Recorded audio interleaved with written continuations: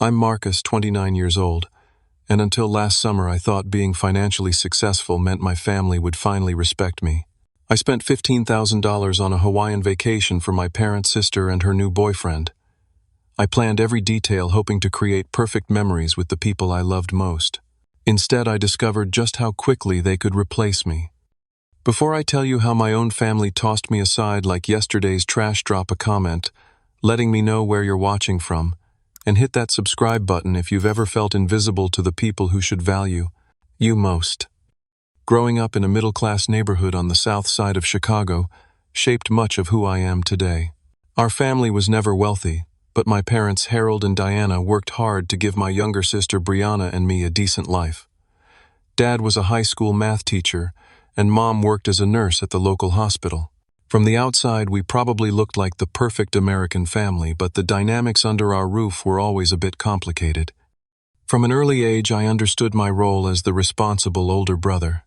While Brianna got to join dance classes and go to sleepovers, I was expected to maintain perfect grades, help around the house, and set the example.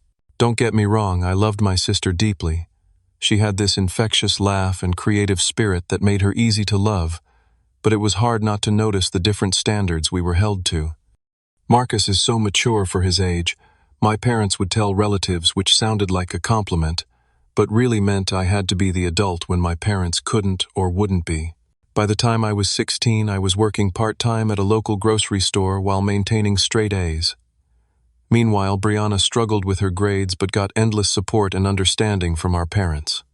"She's just finding her way," Mom would say when Brianna brought home another C-. But when I got my first B+ in advanced calculus, Dad sat me down for a serious talk about living up to my potential. Despite this imbalance, I genuinely loved my family and wanted their approval. When Brianna decided to attend an expensive arts college to study graphic design, I had just landed my first software engineering job after graduating from a state university on scholarships. Without hesitation, I contributed $200 monthly toward her tuition for 4 years. It was a significant portion of my entry-level salary, but the pride in my parents' eyes made it feel worthwhile. That same year, Dad lost his job when budget cuts hit the school district, and Mom had to reduce her hours to care for Grandma who had a stroke. I stepped in again, sending home $500 monthly for nearly a year until they got back on their feet. They thanked me profusely, of course, but it was always with an undertone of expectation, as if my financial support was simply fulfilling my role as the responsible son. When I received an offer from a major tech company in Seattle at 25, I knew moving across the country would strain our relationship. Still, the opportunity was too good to pass up. My salary more than doubled, and for the first time I had financial freedom. Yet the geographic distance made me worry about losing my place in the family. To compensate, I became even more generous. I paid for flights home 5 times a year, sent thoughtful gifts for every occasion, and never missed our Sunday family video calls. I funded a new roof for my parents' house when a storm damaged it and paid off the remainder of Brianna's student loans as a graduation gift. Each time my family expressed gratitude, but it never seemed to change the fundamental dynamic. Brianna remained the emotional center of the family, while I was valued primarily for what I could provide. My personal life in Seattle was comfortable but somewhat lonely. I made a few good friends: Trevor from work, Scott from my apartment building, and Natalie from a coding meetup, but nothing compared to the deep connection I craved with my family. Dating was a series of short-lived relationships that fizzled out when women sensed my workaholic tendencies or my preoccupation with family obligations back home. My coworker Rachel once said something that stuck with me. "Marcus, you're trying to buy your family's love when what you really want can't be purchased." I dismissed her comment at the time, but it lingered in the back of my mind. When I turned 29 last January, I realized it had been years since our entire family had spent quality time together. That's when the idea of a Hawaiian vacation was born. I envisioned mornings on the beach, adventurous excursions, and long dinners filled with laughter and connection. This trip would be different from my usual financial contributions. It would be an experience, a chance to rebuild our bonds and create lasting memories. Little did I know that my generous gesture would reveal just how disposable I truly was in my family's eyes. The moment I decided to plan a family vacation to Hawaii, I threw myself into research with the same intensity I apply to complex coding projects. I spent weekends comparing resorts, reading hundreds of reviews, and creating spreadsheets of activities ranked by their ratings and proximity to our accommodation. This wasn't going to be just any vacation, it needed to be perfect. After narrowing down the options, I settled on a luxury resort on Maui's western shore. The property featured 3 infinity pools overlooking the ocean, 6 restaurants ranging from casual beachside dining to fine cuisine and spacious suites with private balconies. At $400 per night per room, it was extravagant, but I wanted to spare no expense. I booked 2 oceanfront suites, one for my parents and one for me for 10 days in June. When I called my parents to announce the trip, Mom actually squealed with delight. "Hawaii, oh Marcus, we've always wanted to go. Your father and I never thought we could afford it." Dad's reaction was more subdued but equally appreciative. "That's incredibly generous, son. We're looking forward to it." I immediately forwarded them the confirmation emails and a digital brochure of the resort. "Everything's taken care of," I assured them. "Flights, accommodation, even a food and activity allowance. All you need to do is pack your swimsuits and sunscreen." 2 days later, Brianna called me, her voice bubbling with excitement. "Mom told me about Hawaii. I can't believe it, Marcus. You're the best brother ever." Her enthusiasm warmed my heart. This was exactly the reaction I'd hoped for. Then came the request that would ultimately change everything. "So I've been seeing this amazing guy Jake for about 3 months now. Would it be okay if he joined us? You'll absolutely love him. He's so adventurous and fun." I hesitated. This trip was meant for family, and I hadn't budgeted for an additional person. More importantly, I wasn't sure about including someone I'd never met in what I hoped would be an intimate family reunion. But Brianna's pleading wore me down as it always did. "Please, Marcus. It would mean so much to me. Mom and Dad have already met him and think he's great. This would be the perfect chance for you to get to know him too." Unable to deny my sister something that clearly meant so much to her, I agreed. "Sure, Bri. If he's important to you, I'd love to meet him." I immediately contacted the resort to upgrade her room to a double and booked another flight ticket. The additional costs brought the total to $15,000, a substantial sum, even with my comfortable salary. As the departure date approached, my excitement grew. I shopped for new vacation clothes, downloaded Hawaiian travel guides, and even practiced a few basic phrases in Hawaiian. At work, I cleared my schedule, delegating ongoing projects and setting up automatic responses for my emails, something almost unheard of in my department. My boss looked concerned when I requested 2 full weeks off, but I assured him everything would be handled. "You deserve this break," Marcus Trevor told me as we grabbed coffee before my departure. "You work harder than anyone I know. Just promise me you'll actually relax and not spend the whole time on your laptop." The night before my flight, I meticulously packed my suitcase, including thoughtful gifts for everyone, a designer sundress for Mom, high-end golf accessories for Dad, and an expensive camera for Brianna, who had recently shown interest in photography. For Jake, I purchased a gift card to the resort spa, hoping to make a good first impression. When I arrived at Chicago O'Hare International Airport for our connecting flight to Maui, my family was already waiting at the gate. The sight of them, Mom waving enthusiastically, Dad standing tall with a rare smile, and Brianna bouncing on her toes, filled me with joy. Then I noticed the tall, tanned man with his arm casually draped around my sister's shoulders. Jake. With his perfectly styled hair designer sunglasses and confident smile, Jake looked like he'd walked straight out of a men's fashion magazine. As introductions were made, I noticed how my parents beamed at him, already comfortable in his presence. "Great to finally meet you, man," Jake said, offering a firm handshake. "Brianna's told me so much about her successful big brother. Thanks for including me on this awesome trip. I've been to Hawaii 3 times, so I can show you all the best spots." Something about his tone felt slightly condescending, but I pushed the feeling aside. This was Brianna's boyfriend, and I was determined to like him for her sake. During the 6-hour flight from Chicago to Maui, I noticed the first subtle signs of what was to come. My parents, seated across the aisle from Jake and Brianna, kept leaning over to engage him in conversation. They laughed at his jokes, asked about his previous Hawaiian adventures, and seemed genuinely fascinated by his stories about his job in pharmaceutical sales. Meanwhile, when I tried to share details about the exciting activities I'd planned, my mother patted my hand and said, "That's nice, dear. We'll look at the itinerary later." When we finally arrived at the resort, the breathtaking beauty of the property momentarily made me forget these small disappointments. The open-air lobby offered stunning ocean views, and staff greeted us with fresh flower leaves and cold tropical drinks. As we checked in, I felt a surge of pride seeing my family's awed expressions. This was exactly what I had worked so hard for. "Welcome to paradise," the receptionist said as she handed over our room keys. "Mr. Wilson has arranged everything for your stay."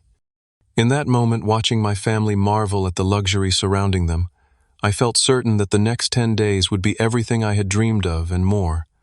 I couldn't have been more wrong. The morning after our arrival, I woke up refreshed, despite the time difference, excited to begin our first full day in paradise. I'd arranged a breakfast reservation at the resort's renowned oceanfront restaurant for 8:30 in the morning and had set my alarm for 7:45 to ensure I'd be ready on time. After a quick shower, I headed to my parents' suite to make sure they were awake. To my surprise, their door was already open and the room was empty. Thinking they might have gone for an early morning walk, I tried calling my mother's cell phone, but it went straight to voicemail. Next, I checked Brianna and Jake's room, also empty. Slightly confused, I made my way to the restaurant, assuming they might have gone ahead without me. Sure enough, I found my family already seated at a prime table overlooking the ocean, plates filled with tropical fruits and Hawaiian specialties. 4 empty coffee cups suggested they'd been there for some time.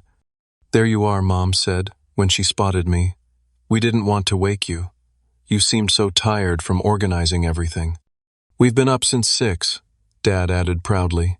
Jake suggested we catch the sunrise on the beach. It was spectacular. Jake nodded, his mouth full of pineapple.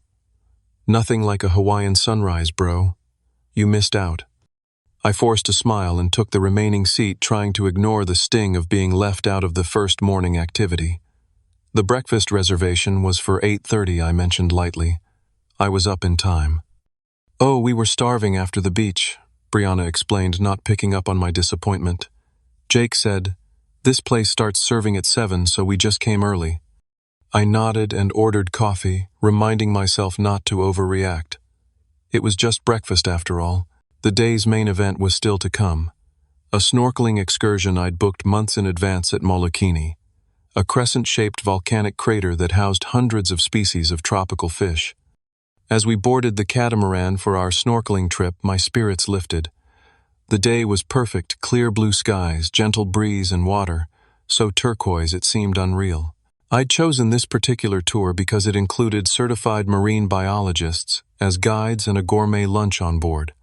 While we sailed to the snorkeling site, Jake dominated the conversation, regaling my family with tales of his previous adventures. "Last time I was in Hawaii, I swam with sharks off the North Shore," he proclaimed. "No cage, just me, and a 12-foot tiger shark eye to eye."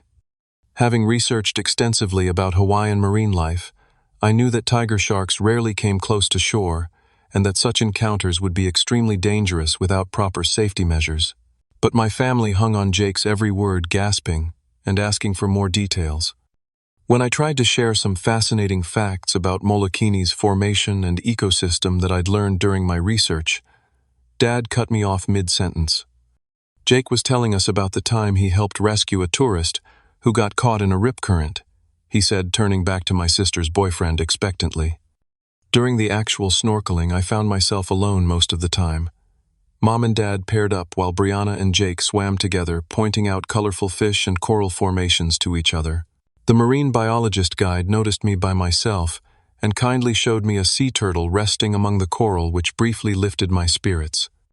That evening, I'd made reservations at the resort's most exclusive restaurant for a sunset dinner. I'd specifically requested a round table with an unobstructed ocean view to celebrate our first full day in Hawaii. When we arrived, however, the hostess led us to a rectangular table instead. Before I could speak to her about the change, Jake stepped forward.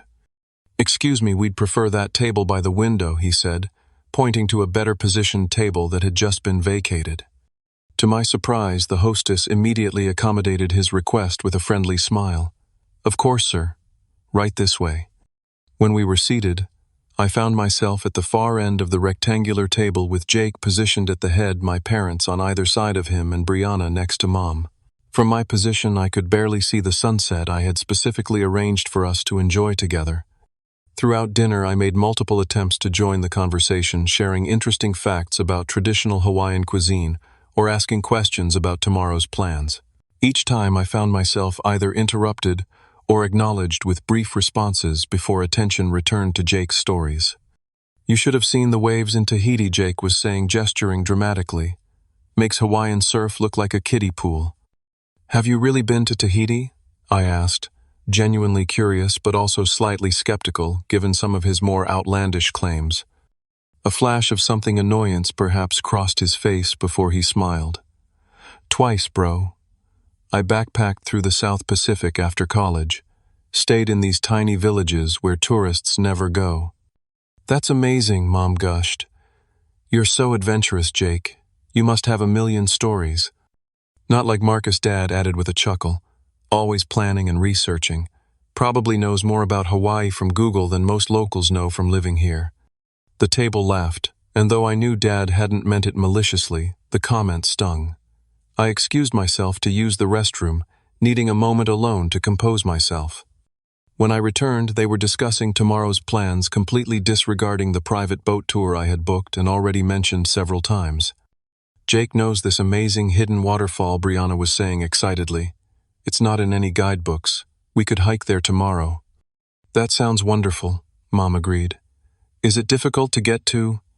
"Moderate hike, about 3 miles each way through some gorgeous rainforest," Jake explained. "Totally worth it, though. The pool under the waterfall is like something from a movie." "I actually booked us a private boat tour tomorrow," I interjected. "It includes snorkeling at a secluded reef and lunch prepared by a private chef. It wasn't easy to get reservations. They're usually booked months in advance." There was a moment of awkward silence before Dad spoke. "That sounds nice too, son. Maybe we could do Jake's hike in the morning and your boat thing in the afternoon." "The boat tour is all day," I explained, trying to keep frustration from my voice. "It leaves at 9 in the morning and returns around 4. "Oh," Brianna said, disappointment evident in her tone. "But Jake's waterfall sounds really special." "And we can do it any time," Jake added smoothly. "Your boat tour is probably awesome too, Marcus. Maybe we can hit the waterfall another day." Though his words were conciliatory, his tone suggested he was merely humoring me. Nevertheless, I felt a small victory in maintaining our original plans. After dinner, while my family decided to check out the resort's luau performance, I excused myself to confirm details for tomorrow's boat tour. In reality, I needed some time alone to process the day's events and shake off the growing feeling of being an outsider in my own family vacation. Walking along the beach alone, I called Trevor back in Seattle, needing a friendly voice. "How's paradise?" he asked cheerfully. "Beautiful," I replied honestly. "The resort is everything I hoped for. It's just what? Don't tell me you're working remotely." "No, nothing like that. It's my sister's boyfriend. Everyone seems completely enamored with him, and I'm starting to feel, I don't know, redundant. On a trip you organized and paid for, that's messed up, man." "Maybe I'm overreacting," I said, watching the moonlight shimmer on the gentle waves. "It's only been 1 day. Trust your gut, Marcus. You're the most level-headed person I know. If something feels off, it probably is." When I returned to the resort, I found my family at the outdoor bar laughing hysterically at something Jake had said. When I approached, Brianna waved me over. "Marcus, Jake was just telling us about the time he accidentally walked into a women's changing room in Japan. It's hilarious." I smiled politely and joined them, determined to integrate myself into the group. "So everyone ready for the boat tour tomorrow?" I asked during a lull in conversation. "We need to be at the marina by 8:45. About that, Brianna began exchanging glances with Jake. We were thinking. My heart sank as I realized what was coming next. The next morning, I woke up early, excited, despite my reservations from the previous day. The private boat tour I'd arranged was the excursion I was most looking forward to, a custom experience aboard a luxury catamaran with just our family and the crew. I'd specifically requested a marine biologist guide, who specialized in Hawaiian ecology and had arranged for a gourmet lunch featuring local ingredients prepared by a chef from one of Maui's top restaurants. The total cost for this single-day excursion was $2,000, but I believed it would be the highlight of our trip. After getting dressed, I headed to my parents' suite to make sure everyone was ready to leave for the marina. When I knocked on their door, there was no answer. Thinking they might already be at breakfast, I tried calling both their phones but received no response. Growing concerned, I went to Brianna and Jake's room next, knocking with increasing urgency. Again, silence. With a feeling of dread building in my stomach, I went to the front desk. "Excuse me, I'm trying to locate my family, the Wilsons, in suites 324 and 326. Have you seen them this morning?" The receptionist checked her computer. "I believe they left the resort quite early, sir. Around 6 a.m. Left. Did they say where they were going?" "I'm sorry, I don't have that information." Returning to my parents' suite, I used the spare key card I had for emergencies. The room was empty, beds already made by housekeeping. On the desk, I found a hastily scribbled note in my mother's handwriting. "Marcus Jake knows a secret trail to an amazing waterfall. We decided to go hiking with him early to beat the heat. Should be back by afternoon. Don't worry about us, Mom." I stared at the note in disbelief. They had knowingly abandoned our plans for the boat tour, an expensive, prepaid excursion I had organized months in advance, without even the courtesy of telling me to my face. The realization hit me like a physical blow. They had chosen Jake's spontaneous suggestion over my carefully planned activity, without a second thought for my feelings or the money wasted. With shaking hands, I called the tour company to explain the situation, hoping to reschedule for another day during our stay. "I'm sorry, Mr. Wilson, but we're fully booked for the remainder of the week," the booking agent informed me. "And as per our policy, cancellations within 24 hours are non-refundable. I would have to forfeit the entire $2,000. Under normal circumstances, the money wouldn't have bothered me as much as the principle of the matter, but combined with the blatant disregard for my efforts, it felt like salt in an open wound. For the next few hours, I sat alone on my balcony, alternating between calling my family's phones, all went straight to voicemail, and staring at the ocean. Around 11 in the morning, I received a text from Brianna. "Waterfall is amazing. You should have come back later." No apology. No acknowledgement of the boat tour they had skipped. Just rubbing in what a great time they were having without me. By the time my family finally returned to the resort at 4:30 in the afternoon, I had been sitting alone in the lobby for hours, my mood vacillating between hurt anger and a deep sense of betrayal. They burst through the entrance, laughing, sunburned, and animated, looking like a perfect family unit minus me. Mom spotted me first. "Marcus, there you are. You would not believe the day we had. The waterfall was absolutely magical." "Dude, you missed out," Jake added, clapping me on the shoulder as if we were old friends. "Purest water you've ever seen, and we had the whole place to ourselves." "I tried calling all of you multiple times," I said, quietly struggling to keep my voice steady. "We had the boat tour today, the one I told everyone about, the one I paid $2,000 for." A brief flash of guilt crossed my father's face. "Ah, right. The boat thing. Well, cell reception isn't great in the jungle. We figured you'd understand." "Understand what?" "That you all decided to ditch me, and the plans we agreed on." "Don't be so dramatic," Marcus. Brianna sighed. "It's not like we ditched you. You could have come with us if you weren't so rigid about following your precious itinerary." "How could I come with you when I woke up to an empty resort and a note you all left before 6 in the morning without telling me?" Mom patted my arm condescendingly. "We didn't want to wake you, dear. You worked so hard organizing everything. We thought you might enjoy a morning to sleep in."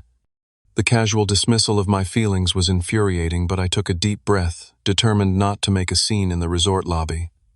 "I need to shower before dinner," I said stiffly, turning toward the elevators.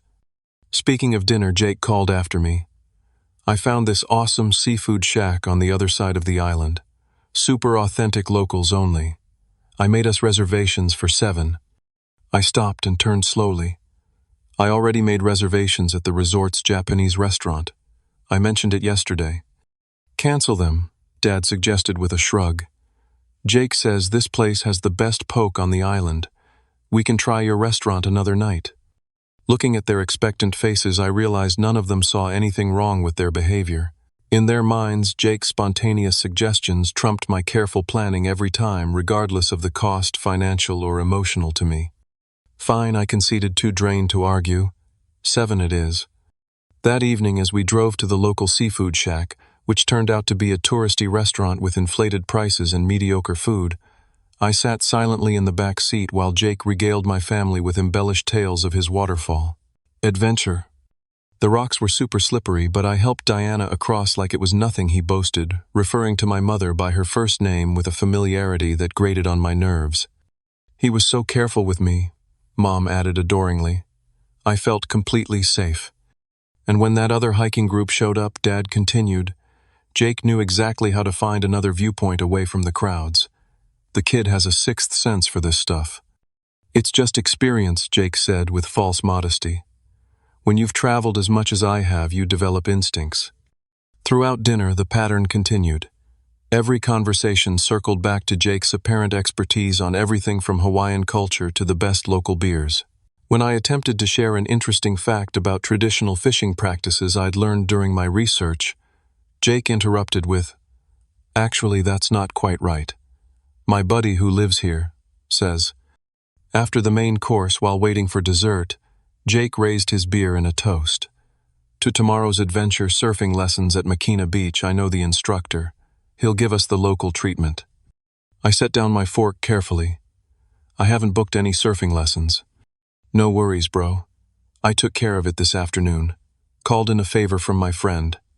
"And when were you planning to tell me about this change to our schedule?" I asked, unable to keep the edge from my voice. Jake looked surprised by my question. "Just did, didn't I? Thought you'd be happy not having to organize everything for once." "Marcus has been working so hard planning this trip," Brianna added, as if she were defending me rather than dismissing my concerns. "It's nice for him to relax and let someone else take charge for a change."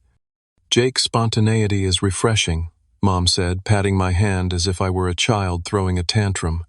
"Your planning is wonderful, dear, but sometimes the best experiences are the unplanned ones." "That's right," Dad agreed. "You could learn to live a little from Jake. Not everything needs spreadsheets and advance bookings." Their words cut deep, revealing what they really thought of my efforts. To them, my meticulous planning, my way of showing love and care, was a character flaw rather than a strength. And Jake's haphazard last-minute suggestions were somehow superior despite the fact that I was financing this entire vacation. Later that night, as I lay awake in my luxurious suite that suddenly felt cold and empty, I received a text from my mother. "Don't forget, surfing tomorrow, Jake says to meet in the lobby at 8. Wear sunscreen." Curiosity and suspicion prompted me to check my resort account on my phone. What I discovered sent a wave of fresh anger through me. Jake had been using my room number to charge activities and drinks to my account.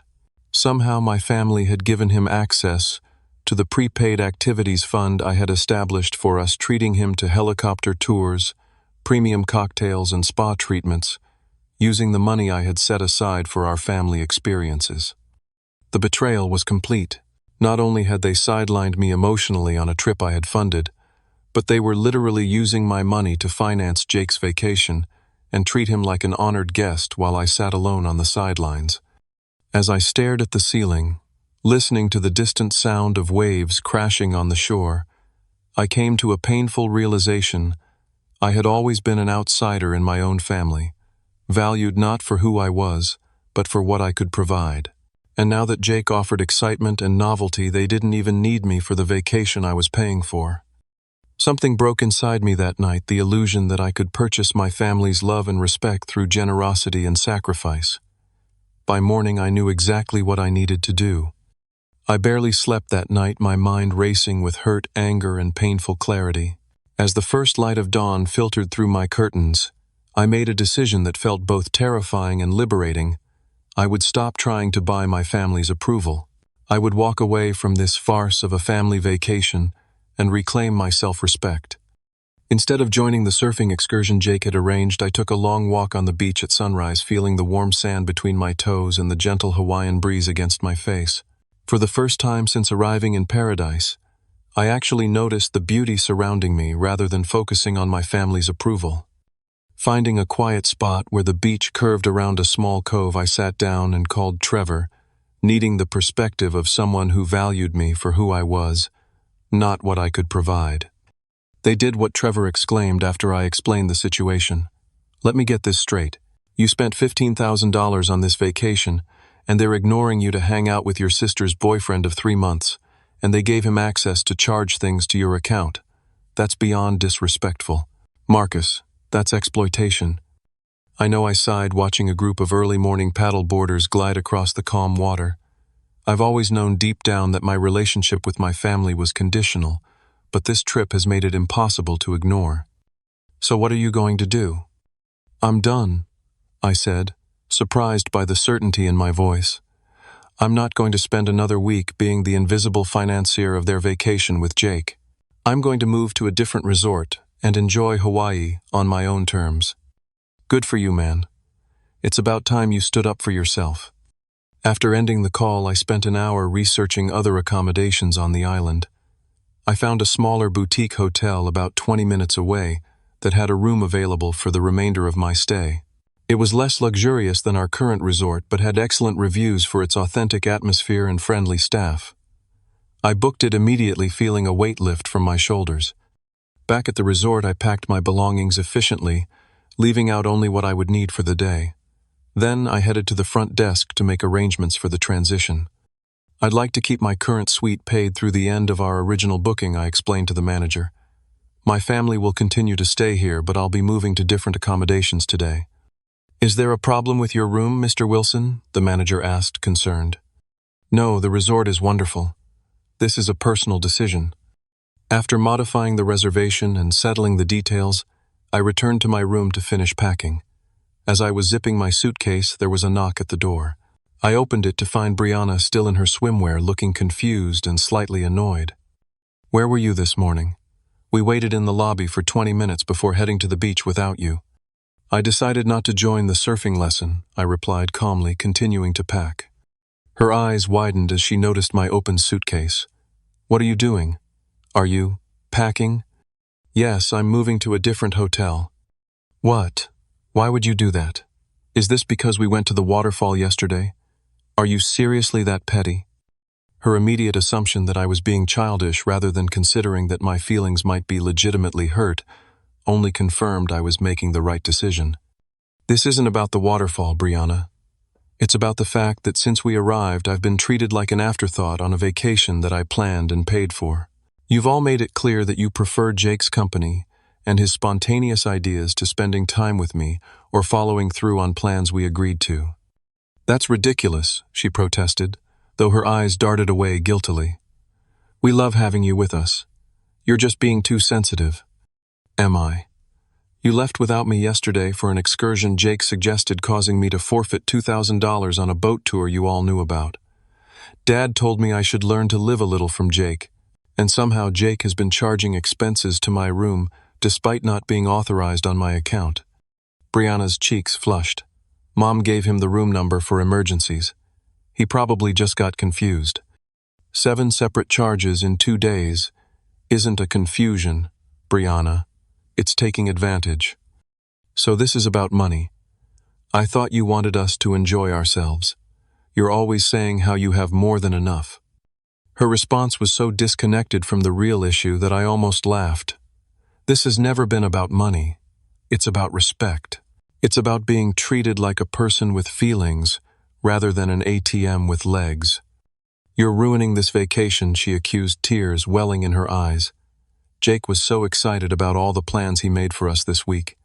Plans? He made using my money, you mean? On a trip I organized and paid for. You're being so selfish right now, she snapped, wiping away tears. I took a deep breath, refusing to be manipulated by her emotional reaction. I've paid for your suite through the end of our original booking. You, Mom, Dad, and Jake can continue enjoying the resort. I'll be staying elsewhere. You can't be serious. I am. And one more thing. I've canceled the remaining prepaid activities except for your accommodation. If Jake wants to plan excursions, he can pay for them himself. Her mouth fell open in shock. You can't do that. Actually, I can. They were booked under my name with my credit card. Just then, my parents appeared in the doorway behind Brianna, clearly having returned from the beach to find out why we hadn't joined them. "What's going on?" Mom asked, looking between us with concern. "Brianna, why are you crying?" "Marcus is leaving," she blurted out. "He's moving to another hotel and canceled all our activities because he's jealous of Jake." Dad's expression hardened. "Is this true, Marcus?" I met his gaze steadily. "I'm moving to another hotel, yes. And I've canceled the prepaid activities I arranged except for your rooms, which are covered until the end of our stay." "But why?" "Because of one missed boat tour," Mom asked incredulously. "Because I'm tired of being taken for granted," I replied honestly. "I came here hoping to reconnect with my family, but instead I've been repeatedly pushed aside in favor of someone you've known for 3 months. I've tried to be understanding, but when Dad suggested I should learn to live from Jake while using my money to fund his ideas, I realized this isn't a healthy dynamic for any of us." "We didn't mean to make you feel left out," Mom insisted, though her tone lacked conviction. "Jake just has so much energy and great ideas. Ideas that cost me money when you skipped the activities I've already paid for," I pointed out. "Ideas that exclude me from family experiences. Ideas that none of you bothered to consult me about, despite the fact that I organized this entire vacation." "You're overreacting," Dad said dismissively. "Family vacations always have some friction. There's no need to storm off like this." "I'm not storming off. I'm making a conscious decision to remove myself from a situation that's making me unhappy. I've paid for your accommodations through the end of the week as planned. You're welcome to continue enjoying the resort." "And what about all the activities we had planned?" Mom asked. "The luau tomorrow night. The helicopter tour Jake arranged." "The helicopter tour Jake charged to my account, you mean?" "Those have been canceled. You're free to rebook them yourselves." Dad's face reddened with anger. "This is incredibly immature, Marcus. We raised you better than this." The irony of his statement was not lost on me. "You raised me to be responsible and consider others. I'm not seeing much of that consideration being extended to me right now. After everything you've done for us." Mom began, her voice trembling. "How could you ruin this family vacation?" "That's exactly it," I said quietly. "After everything I've done, not just this vacation, but years of financial support and constant effort to maintain our relationship, I still don't feel like a valued member of this family. I'm just the checkbook." I finished packing in silence while they watched, a mixture of anger, confusion, and dawning realization on their faces. Before leaving, I placed a note on the desk detailing exactly what remained covered and what had been canceled. "I hope you enjoy the rest of your stay," I said sincerely. "I need some time to think about our relationship moving forward." As I walked out the door with my suitcase, Brianna called after me. "So that's it? You're just abandoning us?" I turned back one last time. "I'm not abandoning anyone. I'm setting a boundary. There's a difference." Checking into my new hotel 30 minutes later felt like shedding a heavy backpack after a long hike. The boutique property was charming, with Polynesian-inspired decor and a small but pristine pool overlooking a secluded beach. My room was simple but comfortable, with a private lanai surrounded by flowering plumeria trees. As I unpacked, my phone buzzed repeatedly with texts and calls from my family. Most were guilt-laden messages from my mother. "I can't believe you would do this to us." And angry accusations from Brianna. "Jake says you're just jealous of him." My father left a voicemail that started with criticism, but ended with a grudging acknowledgement. "Maybe we did take your generosity for granted, but this isn't the way to handle it." I also received a message from my Aunt Elaine, who was apparently getting real-time updates from my mother. Diana called me in tears. "What's happening in Hawaii?" she says. "You abandoned them at the resort." Rather than engaging with the emotional manipulation, I turned off my phone and headed to the hotel's open-air bar. Sitting on a stool made from a carved coconut trunk, I ordered a Mai Tai and finally allowed myself to relax. The bartender, a friendly local woman named Leilani, noticed my pensive mood. "First time in Hawaii?" she asked as she garnished my drink with fresh pineapple. "Yes," I replied with a small smile, though not quite the vacation I expected. "The best experiences often aren't what we expect," she said wisely. Sometimes you have to let go of your plans to find what you really need. As the sunset painted the sky in brilliant shades of orange and pink, I sipped my drink and felt truly at peace for the first time since arriving in Hawaii. A group of locals and tourists had gathered at a nearby table, and their laughter drifted over on the warm evening breeze. One woman in particular caught my eye. She had curly brown hair and was animatedly describing something to her friends, her hands painting pictures in the air. When she glanced my way and smiled, I raised my glass in a small toast to new beginnings, free from the weight of unrealistic expectations and unbalanced relationships. She waved me over to join their table, and for once I decided to embrace spontaneity. "I'm Amelia," she said, extending her hand as I approached. "We're celebrating my first year working as a marine biologist here on the island. Want to join us?" "I'd love to," I replied, feeling a genuine smile spread across my face. "I'm Marcus, and I'm celebrating my first day of real freedom." The morning after moving to my new hotel, I woke up feeling lighter than I had in years. Without the pressure of managing my family's expectations or constantly seeking their approval, I was free to experience Hawaii on my own terms. I started my day with a simple breakfast at a local cafe recommended by the hotel staff. Fresh fruit, traditional loco moco, and Kona coffee served on a patio overlooking the ocean. With no rigid itinerary to follow, I decided to join a group snorkeling tour departing from a nearby beach. Unlike the exclusive private tour I had originally booked for my family, this was a small operation run by a native Hawaiian couple who had been taking visitors to their favorite spots for over 20 years. "First time in Maui?" asked the guide Keone as he helped me adjust my mask. "Yes, and I'm finally getting to enjoy it," I replied honestly. The group consisted of 8 tourists from various places: a retired couple from Minnesota, a father and teenage son from Australia, 2 college friends from California, and Amelia, the marine biologist I had met the previous evening. "Marcus, I didn't expect to see you here," she said with a warm smile. "I thought you might be nursing a hangover after all those Mai Tais last night." I laughed, feeling my cheeks warm slightly. I paced myself. Besides, I didn't want to waste a beautiful day in paradise. During the 3-hour tour, Keone and his wife Nalani shared their deep knowledge of the reef ecosystem and Hawaiian cultural connections to the ocean. They showed us hidden underwater caves and introduced us to resident sea turtles they had named. Swimming alongside these gentle creatures while sunlight filtered through the crystal-clear water was magical, a far cry from the performative vacation experiences I had originally planned. Throughout the excursion, Amelia shared fascinating additional details about the marine life. We encountered her passion for ocean conservation, evident in every word.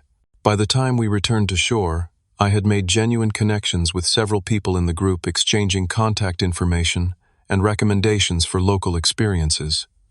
"A bunch of us are going to try a surfing lesson tomorrow morning," with Keone's brother Amelia mentioned as we helped pull the boat onto the beach. "You should join us." "I'd like that," I replied, surprised by how easy it felt to accept a spontaneous invitation without overthinking it. As I was walking back to my hotel, my phone buzzed with notifications. I had turned it back on that morning but had been too engaged in the snorkeling trip to check it. There were multiple missed calls and text messages from my family, their tone evolving from angry to desperate as they realized the implications of my departure. From Mom: "The resort says we can't confirm our helicopter tour because the original booking was canceled. Please call them and fix this." From Brianna: "Jake tried to arrange a sunset cruise, but they want a $500 deposit. Can you call them and put it on your card? We'll pay you back." From Dad's son: "We need to talk about this situation. The activities desk says all our excursions have been removed from their system." The most revealing message came from my Aunt Elaine, who had always been more perceptive than my parents. "Just spoke to your mother again. Sounds like they're experiencing the natural consequences of taking advantage of your generosity. Jake apparently isn't so charming now that he can't spend your money freely. Call me when you can." Rather than responding immediately, I decided to enjoy a late lunch at a small restaurant Keone had recommended, where I savored freshly caught mahi-mahi while watching surfers ride the afternoon waves. For the first time, in as long as I could remember, I was making choices based solely on my own preferences, without calculating how they would be received by others. That evening, I received a call from Natalie, another friend from Seattle who had heard about the situation from Trevor. "I always thought your family took advantage of you," she said bluntly, after I gave her the abbreviated version of events. "Remember when your sister expected you to fly home for that weekend art show of hers and got upset when you couldn't drop everything at a moment's notice?" "I do," I admitted. "I ended up sending her an expensive gift to make up for not being there, even though she only gave me 3 days' notice. And now you're finally setting boundaries. I'm proud of you, Marcus. How does it feel?" "Terrifying," I laughed. "But also right. I keep expecting to feel guilty, but mostly I just feel free."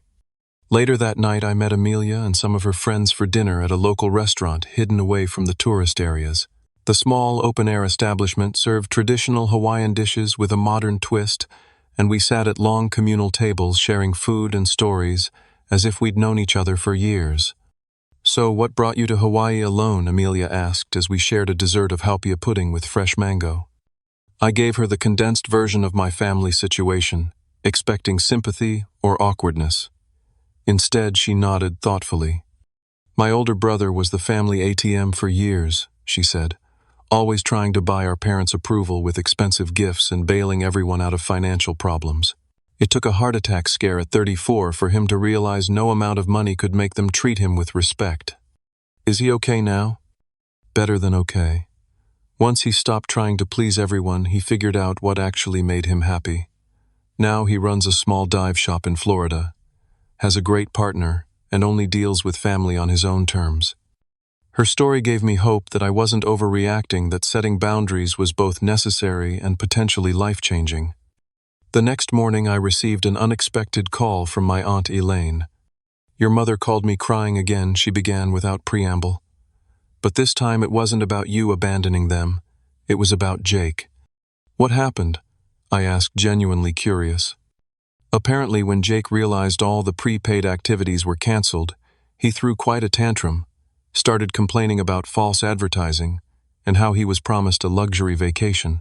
When your father suggested they could pay for some activities themselves, Jake made a comment about not wasting his money on overpriced tourist traps, and said he would have never come if he'd known he'd have to pay for anything." I couldn't help but feel a twinge of satisfaction. "How did Brianna take that?" "Not well. According to your mother, they had a huge fight last night.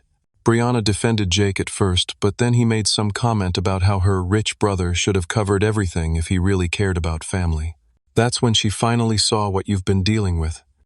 And Mom and Dad. They're embarrassed. Your father tried to book that helicopter tour Jake had been talking up only to discover it costs $1,200 per person. He told your mother he had no idea how expensive these activities were, and gained a new appreciation for how much you'd invested in this trip. While I felt validated by their realization, I took no joy in their discomfort. I never wanted to ruin their vacation," I said honestly. "I just couldn't keep being the invisible sponsor. They ruined it themselves, Marcus. And maybe this wake-up call is exactly what they needed." After ending the call with my aunt, I joined Amelia and the others for the surfing lesson we had planned. Despite numerous wipeouts and swallowing more seawater than I care to admit, it was one of the most exhilarating experiences of my life. The pure joy of finally catching a wave and riding it to shore, even for just a few seconds, was worth every failed attempt. That afternoon, I received a text from my father that surprised me with its humility.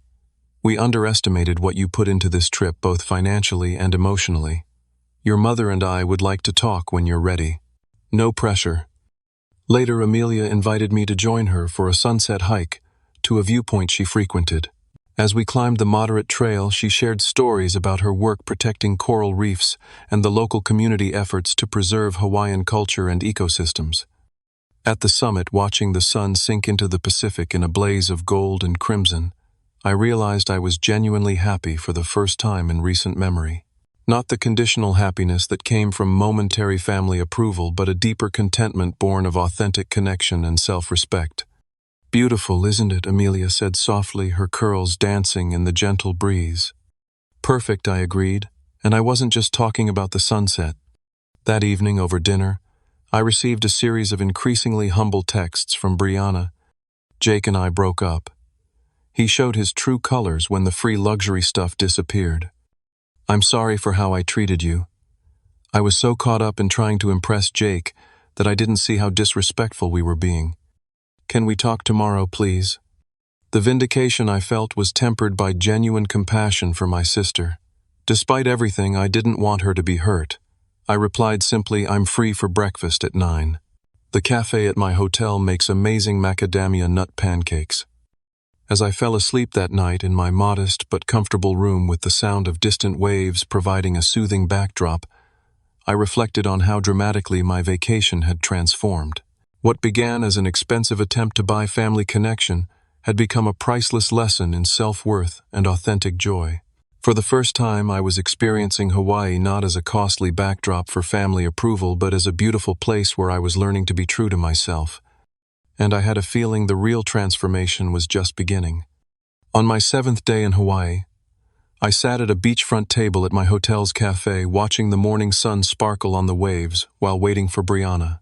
I had mixed feelings about the upcoming conversation. Part of me wanted to maintain the peaceful independence I'd discovered, while another part hoped for genuine reconciliation with my family. When Brianna arrived, I barely recognized her. Gone was the confident, slightly entitled younger sister I'd known. She looked smaller somehow, her usual perfect appearance replaced by a simple sundress, minimal makeup, and slightly reddened eyes suggesting recent tears. "Marcus," she said hesitantly, hovering by the table, "thank you for agreeing to meet me." I stood, and after a moment's hesitation gave her a brief hug. "The pancakes here really are worth trying," I said, gesturing to the empty chair across from me. After ordering, we sat in awkward silence, until Brianna finally spoke. "I don't even know where to begin," she admitted, fidgeting with her napkin. "I was horrible to you." "You were caught up in Jake's influence," I offered, surprising myself with my generosity. She shook her head firmly. "That's no excuse. Jake may have been the catalyst, but the way I treated you, the way we all treated you, has been a pattern for years. We've taken your generosity for granted and made you feel like an outsider in your own family. I see that clearly now." Her self-awareness caught me off guard. "What happened with Jake?" I asked gently. "After you left, and all the prepaid activities disappeared, he completely changed. Started complaining about everything. The resort was too commercialized. The restaurants were tourist traps. Nothing lived up to his authentic travel experiences." She made air quotes around the word authentic with a bitter smile. "The final straw came when Dad suggested we could pay for some activities ourselves. Jake actually laughed and said he wouldn't waste his money on overpriced excursions. Then he looked at me and said, 'I thought your brother was loaded and covering everything. If I'd known this was a pay-your-own-way trip, I would have suggested Cancun instead, way cheaper for the same beaches.'" Ouch, I winced. "Yeah, in that moment I saw exactly what you'd been seeing all along. He was using me to access a luxury vacation on someone else's dime. All his amazing stories and adventurous ideas were just talk. When it came to actually investing in experiences, he wasn't willing to spend a dollar." Our food arrived momentarily, pausing the conversation. After a few bites, Brianna continued. "We had a huge fight after that. I defended you, and he accused me of choosing my ATM brother over him. That's when I told him to pack his bags. He's flying back to Chicago today." "I'm sorry it ended that way," I said sincerely. "Despite everything, I know you cared about him." "I thought I did," she acknowledged. "But I think I was more in love with the exciting, spontaneous image he projected than the actual person. Real Jake turned out to be selfish and entitled, not so different from how I've been acting honestly." Her self-reflection impressed me. That's a lot of personal insight to gain in just a few days. "Mom and Dad have been doing some soul-searching too," she added. "Dad actually calculated how much this trip must have cost you. When he realized the total, he was shocked. He had no idea you'd invested so much, not just money, but time and thought into planning everything." "It was never about the money," I explained, wanting her to understand. "It was about feeling valued as a person, not just as a provider." "I get that now," she said, reaching across the table to squeeze my hand.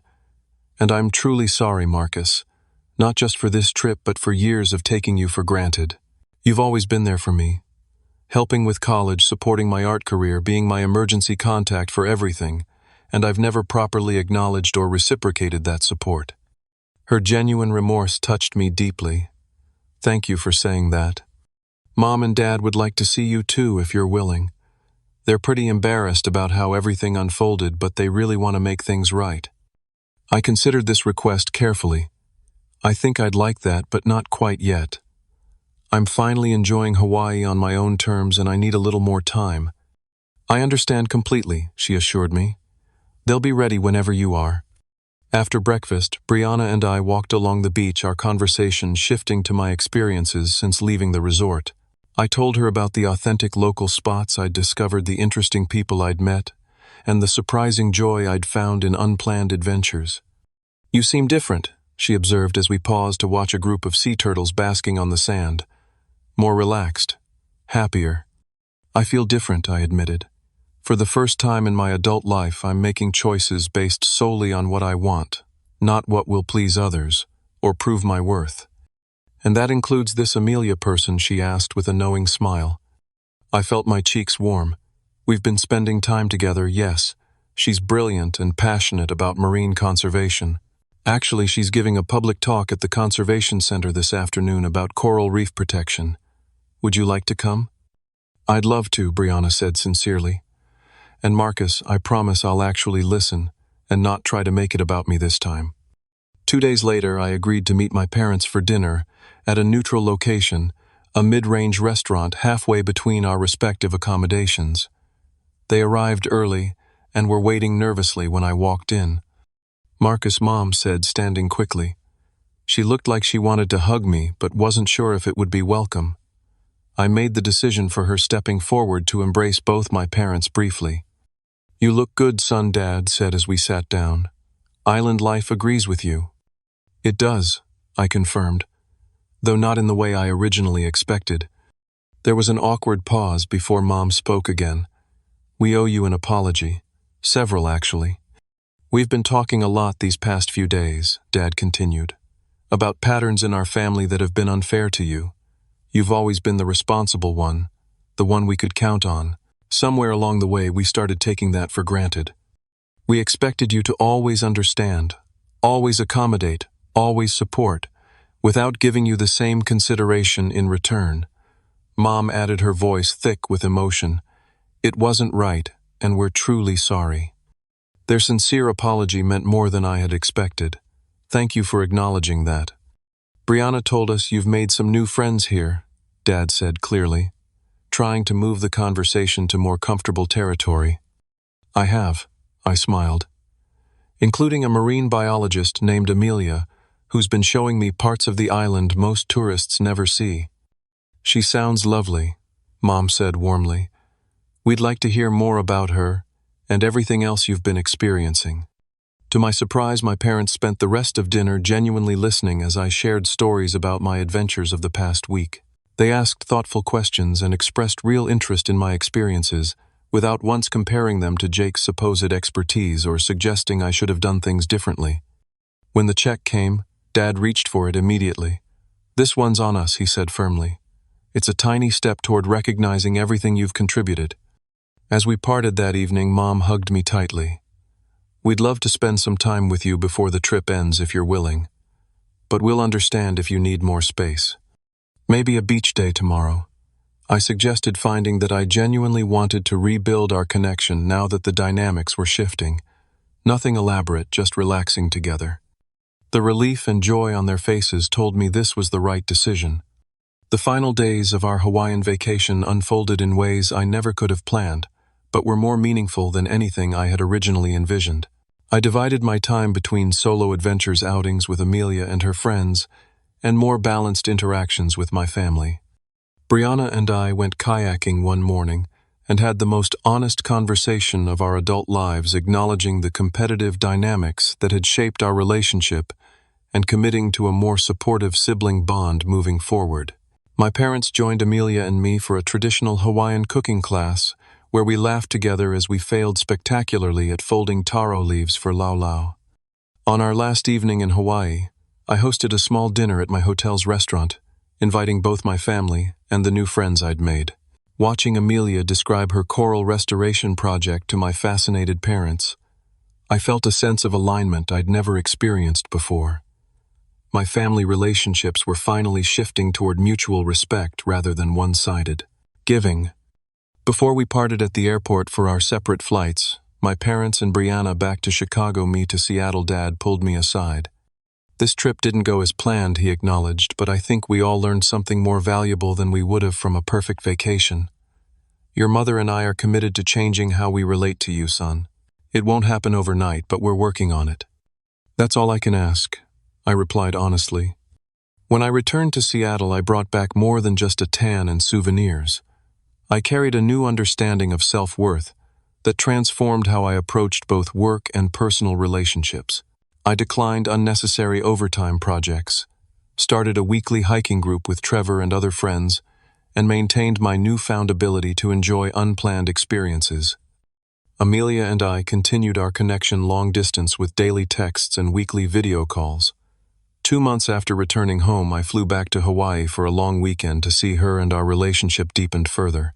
We began discussing the possibility of me relocating to Hawaii, or her finding research opportunities in the Pacific Northwest. My relationship with my family also evolved.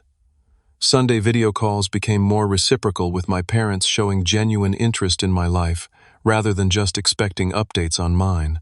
When Brianna landed her first major graphic design contract, she insisted on flying to Seattle to celebrate with me, paying for her own ticket and treating me to dinner for a change.